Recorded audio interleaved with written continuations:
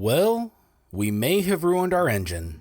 Welcome to the Hippie, Geeks, and our Skoolie Conversion Soul the Sun Chaser. If you enjoyed this video, be sure to subscribe and hit the bell notification icon to catch all our new content. On the way home, I stopped at the first gas station I came across to fill up the bus and take a look around.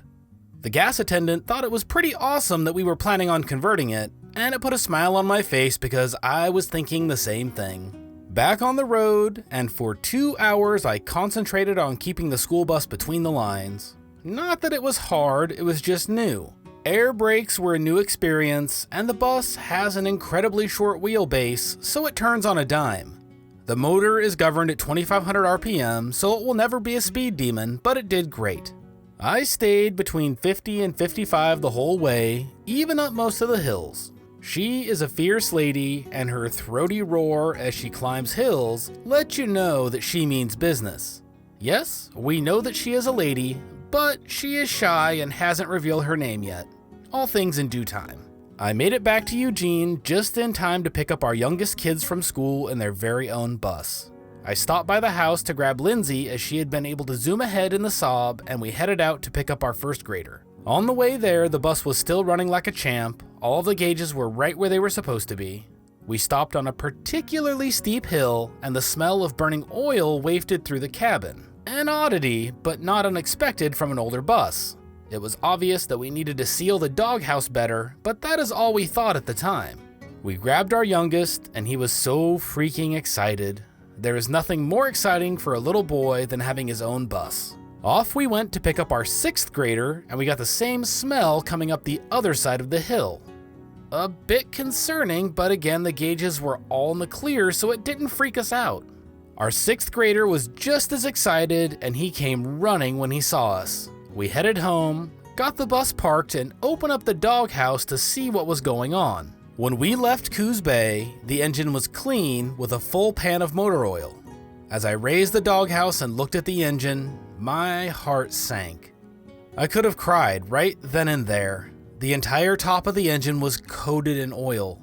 The rear valve cover gasket was the worst, and you could see where it had been blown all over the back of the engine. I crawled under the bus, and there was oil everywhere. How much oil had we lost? I wiped off the underside of the engine as best I could to see if I could pinpoint a leak, but nothing was obvious. I went back to the bus and checked the oil. There was no oil showing on the dipstick at all. It was bone dry. I didn't know that my heart could sink any further, but it did. Lindsay and I looked at each other and at the engine, and we just sat in silence for a bit. What do you say when you finally try to make your dream a reality, only to find it bleeding to death in your hands? We do what we have always done, and we rallied. Talked about the possibilities, what we had read and researched to this point. I ran to Napa before they closed, as they were having a sale on heavy-duty diesel engine oil, and picked up 2 gallons. I ran home, leveled the bus, and got to work. It turns out that the bus was 5 quarts low. 5 quarts. Looking at the engine, the only thing we could figure is that the fill port cap had not been put on properly. As the gasket was shot, it would have been sputtering out the whole way home, with the problem worsening on the hills. There are a lot of hills between Coos Bay and Eugene. We had wanted to take the bus to our local Cummins shop anyways, but now it was a necessity, no matter what it was going to cost us. Had we ruined our engine? The possibility rocked us to the core. We had done everything we thought was right, and we still might end up with a 30-foot paperweight sitting in our driveway. The next day, I called Cummins and set up an appointment at 9 a.m. Friday morning. They had a 2-hour minimum charge, and they would look at the engine, drivetrain, and chassis, and hopefully give us some answers. Insert 24 hours of waiting here. Trying to stay hopeful in the face of the very real possibility that we might have ruined our bus before we even had our first adventure. We had some other pretty crappy things happening in other parts of our life at the same time, and it felt like a waterfall of failure was pouring from the sky. So I drove the bus over to Cummins Friday morning, as prepared as I could be to face the worst news, but really hoping for the best. I parked her outside and told the guys inside what was happening and sat down to wait. The first hour passed. The shop manager came out to talk to me about a couple of things they had seen. They wanted to run dye through the oil to help pinpoint leaks, and I said go for it. More time passed, and then we passed the second hour. I walked out to the garage to see how things were going. The shop manager was there and the tech that was working on my bus. They agreed that the oil probably came out of the fill cap, as there was really no other possibility. They had a few more things to look over, and they were finishing up looking under the bus with a blacklight for more oil leaks, but they were about done.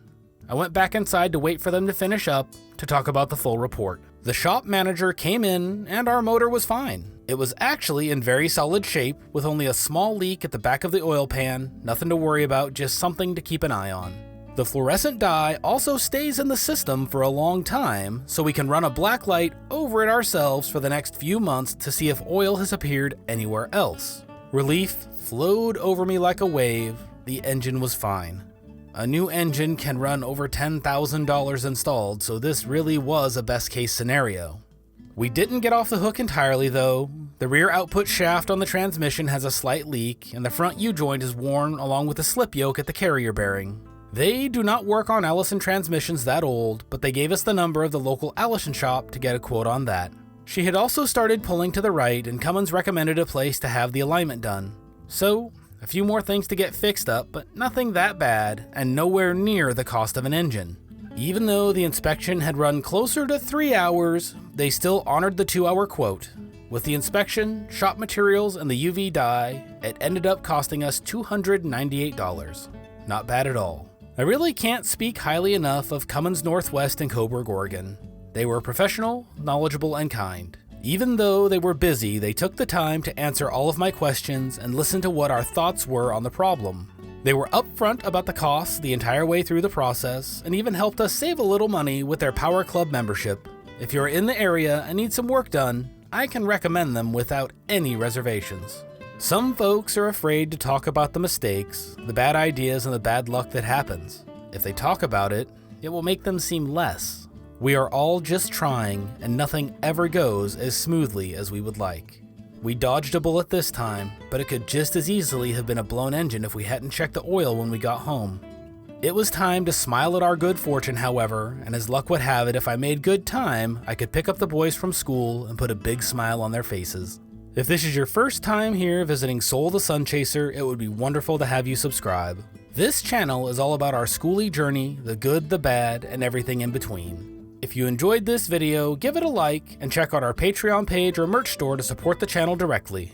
Until next time, keep seeking adventure, chasing the sun.